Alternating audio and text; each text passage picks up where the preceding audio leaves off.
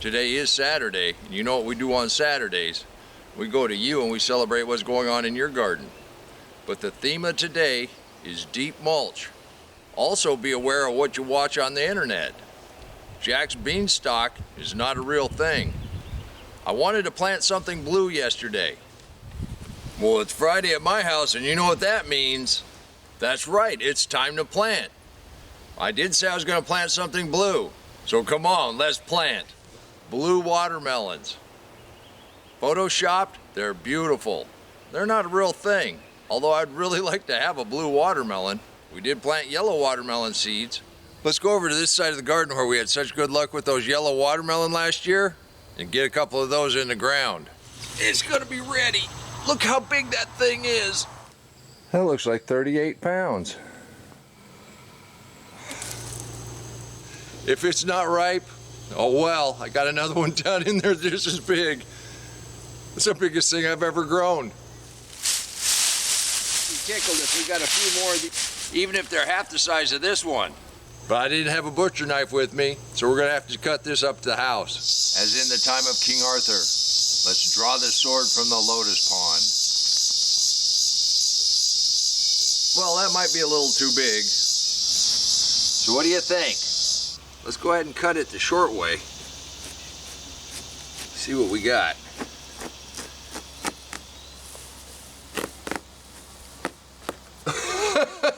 You gotta be kidding me. Oh my gosh, that is awesome.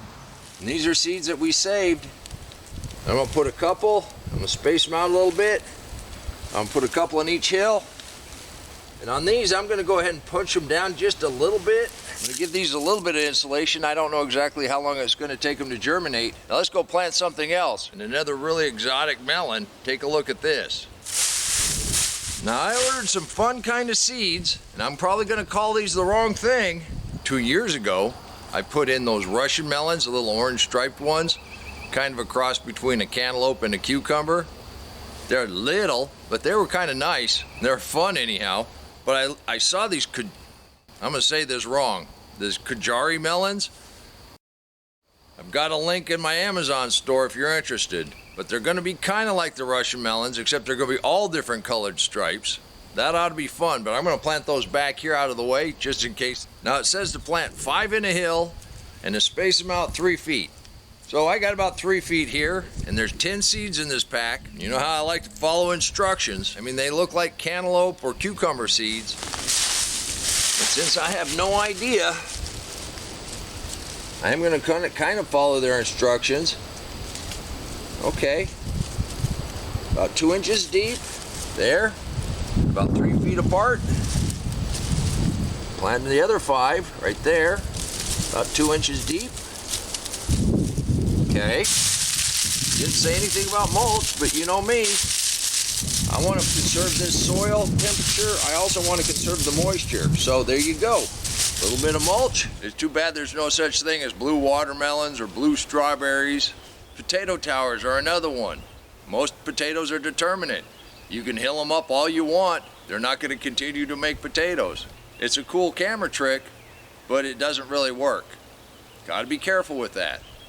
Now that we've talked about what to watch out for, let's talk about what we do, and that's deep mulch. The theme today, for all the contributions that were sent in from viewers like you, is mulch. Let's go take a look at Walter and see what he's been doing in his small area. Walter lives in the city and he's got a very small growing area. He's made good use of trellises. In the last couple of years, he started putting mulch down. He did a winter garden last year, which was very successful. Pulling that mulch back, just look at the soil Walter has. You're getting his starts in. Walter, I think you're going to be off to a really good start. That soil looks beautiful.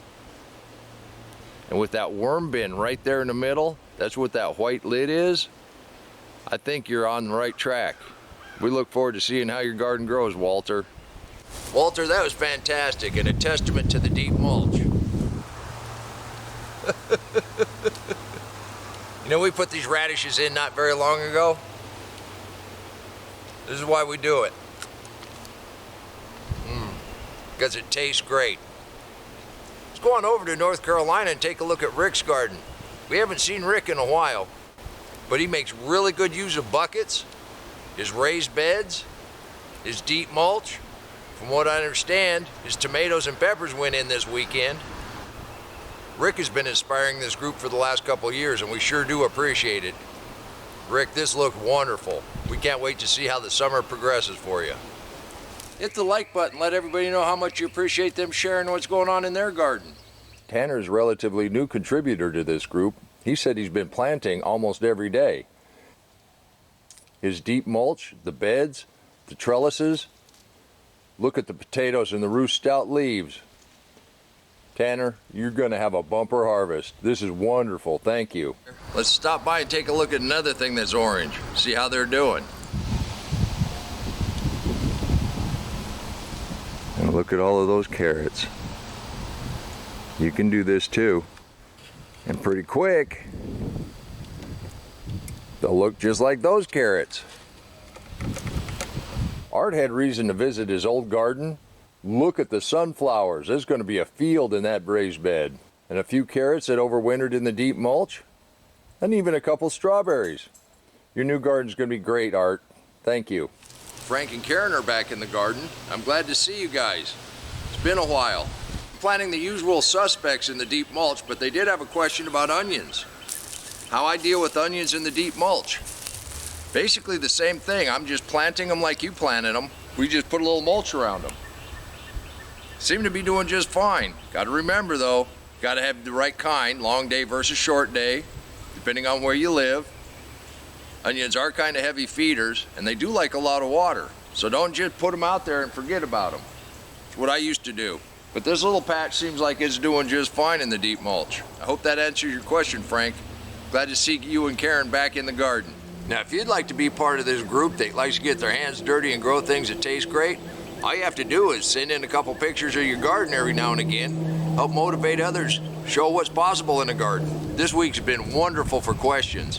One of the questions that I received was growing in peat containers or peat pots or these little biodegradable.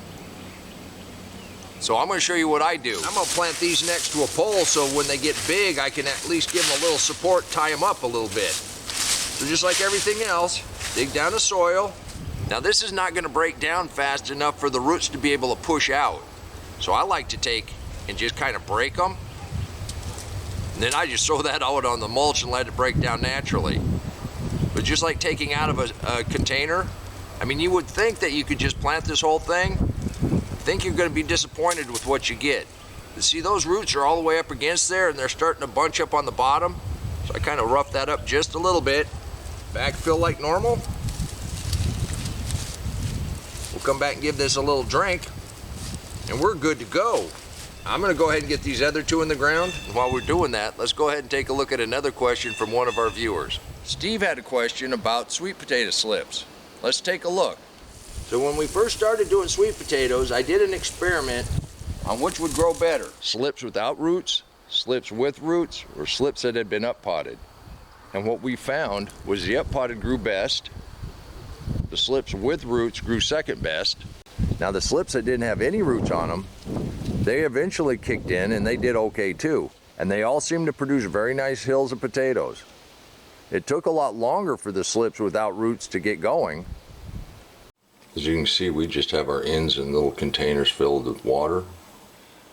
And as they make slips, we're just pulling them off. We're just putting them in glasses of water. And they're rooting just fine. As the clouds come over and the breeze hits me, it's a little chilly out right now. That means we're not going to plant those sweet potatoes until middle of May. They like it really warm. I want to give a shout out to the Rogers County Master Gardeners Group. They had their annual sale this morning. And they're a wonderful group of gardeners. I'm going to try this Armenian cucumber. I think it ought to be fun. I can see blackberry jam in Mike and Linda's future. The deep mulch on those potatoes, wow. And those squash have tripled. That bed is going to be overflowing. Thanks for the update. Now they just have to turn red. This thing is loaded. Look what else I found. We got some squash. Don't know what they are, but they came up on their own. You know, that just shows you, I don't grow anything in the garden, I just tend it. This is God's garden. Where things come up's where he wants them. Remember, in the deep mulch, the thicker it is, the more weeds you're going to suppress, and the more life you're going to encourage, and the better your plants are going to do. The better the life, the better the soil. The better the soil, the better the plants. You're still going to have a weed now and again pop up. Usually just kick it out with your toe. That's what I know about the deep mulch. You can do this too. And until next time, remember, take care of yourself, take care of your family, and God bless you.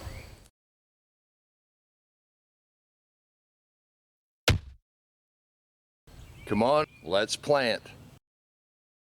Let's go plant garden.